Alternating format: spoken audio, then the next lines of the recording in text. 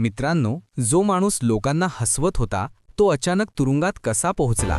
हे फक्त कायद्याचं प्रकरण आहे का की कुंडलीत आधीपासूनच बंधन योग तयार झाला होता? चला अगदी सोप्या आणि स्पष्ट भाषेत समजून घेऊया. प्रसिद्ध विनोदी अभिनेता राजपाल यादव यांना चेक बाउन्स प्रकरणात शिक्षा झाली. हे प्रकरण त्यांच्या अता पता लापता या चित्रपटाशी संबंधित आहे. 2010 मध्ये एका कंपनीने सुमारे 5 कोटी रुपये या चित्रपटासाठी गुंतवले.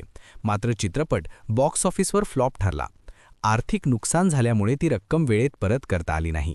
प्रकरण कोर्टात गेले आणि अखेर 10 फेब्रुवारी रोजी त्यांना आत्मसमर्पण करून तिहार जेलमध्ये जावे लागले.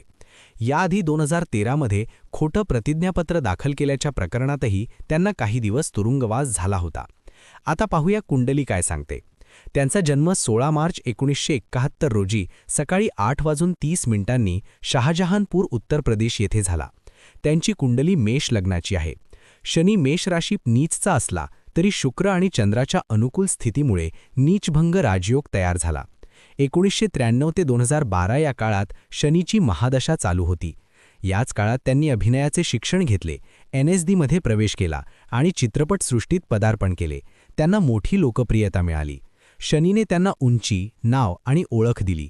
मात्र जून 2012 पासून बुध महादशा सुरू झाली.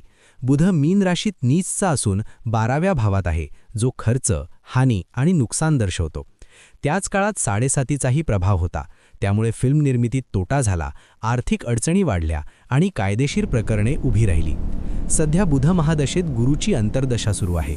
गुरु सर्पद्रेष्कणात असल्यामुळे बंधनाचा योग सक्रिय झाल्याचे संकेत दिसतात. त्यामुळे तुरुंगवासाचा अनुभव येत आहे. पुढील महत्त्वाचा टप्पा म्हणजे 18 ऑक्टोबर 2026. त्या दिवशी बुध महादशेत शनीची अंतर्दशा सुरू होईल. हाच शनी नीचभंग राजयोग देणारा आहे. त्यामुळे 2026 नंतर हळूहळू करिअर पुन्हा सुधारण्याची शक्यता आहे. नवीन संधी मिळू शकतात आणि प्रतिमा पुन्हा मजबूत होऊ शकते. मात्र तोपर्यंत संयम आणि संघर्ष आवश्यक आहे. राजपाल यादव यांच्या कुंडलीत एक स्पष्ट संदेश दिसतो.